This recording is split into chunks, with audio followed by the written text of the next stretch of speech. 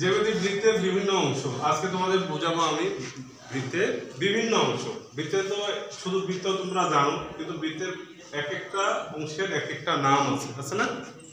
তাহলে আমরা দেখতেছি একটা বক্ররেখা দ্বারা আবদ্ধ একটা চিত্র, এটা একটা বৃত্ত, আমরা এটা জানি, কিন্তু এই বৃত্তর কার নাম কি? অর্থাৎ এই যে ক থেকে খ বাহু আছে, চ থেকে ছ বাহু আছে, ব থেকে ম বাহু আছে, একটা রেখা আছে, এই যে রেখাগুলো আছে এগুলার নাম কি? এই অংশটার নাম কি? অর্থাৎ প্রত্যেকটা অংশে আলাদা আলাদা নাম আছে, এই নামগুলো আমরা দেখে নিই। তো প্রথমে আমি দেখো এখানে লিখে রাখছি ম। ম বৃত্তের কি হবে? আমরা জানি যখন আমরা বৃত্তটা কি করছিলাম, বৃত্ত একটা বক্ররেখা, আবদ্ধ বক্ররেখা, সেটাকে এটাকে কেন্দ্র করে ঘুরছিল, তাই না? তাই এই জায়গাটা মটা হলো বৃত্তের হলো কেন্দ্র, এটা মূল বিন্দু তার। হ্যাঁ, তাহলে ম বৃত্তের কেন্দ্র বিন্দু, এই জন্য এখানে আমরা লিখতেছি যে বৃত্ত তোমার হলো ম বৃত্তের এটা কেন্দ্র। এরপরে দেখো ক খ দেওয়া আছে, ক খ, এই যে রেখাটা, এই রেখাটা কোথা দিয়ে গেছে? কেন্দ্র বিন্দু দিয়ে গেছে। তাহলে বৃত্তের কেন্দ্রগামী যে রেখাটা অর্থাৎ যেটা, সেটাই হলো বৃত্তের ব্যাস। সেটা কি? বৃত্তের ব্যাস। তাহলে ও এই যে রেখাটা, ও কিন্তু অন্য জায়গায় দিয়ে যাবে, যেমন ঠিক কিসের উপর দিয়ে গেছে? কেন্দ্র বিন্দুর উপর দিয়ে, অর্থাৎ কেন্দ্র দিয়ে গেছে, অর্থাৎ কেন্দ্রগামী রেখাটা হয় বৃত্তের ব্যাস। তাহলে এখানে ক খ, এই ক খ রেখাটা এটা হলো বৃত্তের ব্যাস। আর এই রেখাটাকে আবার বলা হচ্ছে কি? জেও বলা হচ্ছে, অর্থাৎ বৃত্তের কেন্দ্রগামী যে, বৃত্তের কেন্দ্রগামী যে, যে নাম হলো ব্যাস। আচ্ছা, তারপরে দেখো চ ছ দেওয়া আছে, এখানে চ ছ বৃত্তের কি হবে? চ ছ দেখো এই রেখাটা কি কেন্দ্র দিয়ে গেছে? যায়নি, তাহলে কেন্দ্রগামী নয়, বৃত্তের কেন্দ্রগামী নয় এমন রেখাটা হলো বৃত্তের যে। তাহলে এখানে চ ছ হলো বৃত্তের যে, বৃত্তের হলো যে।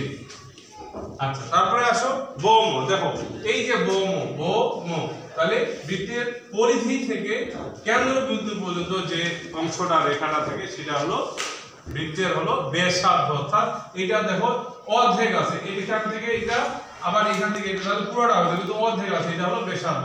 অর্থাৎ এই যে ক খ ক ম, এটাও একটা হলো ব্যাসার্ধ, ম এই যে খ ম, এটা একটা ব্যাসার্ধ, কিন্তু ব্যাসার্ধ দেখা আছে আমার এখানে ব থেকে ম।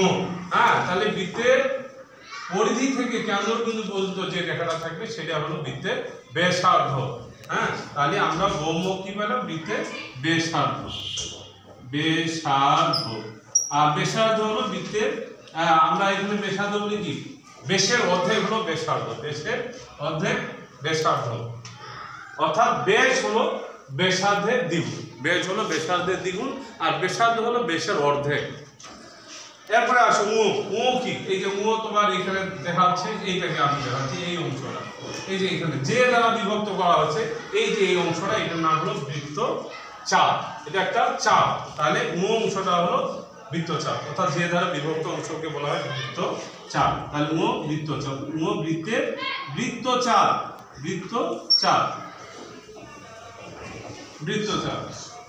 এরপর বর্গীয় জোড়ার নাম কি হবে? আমরা যখন হলো বৈশিষ্ট্য পড়তেছিলাম তখন কি পড়তেছিলাম যে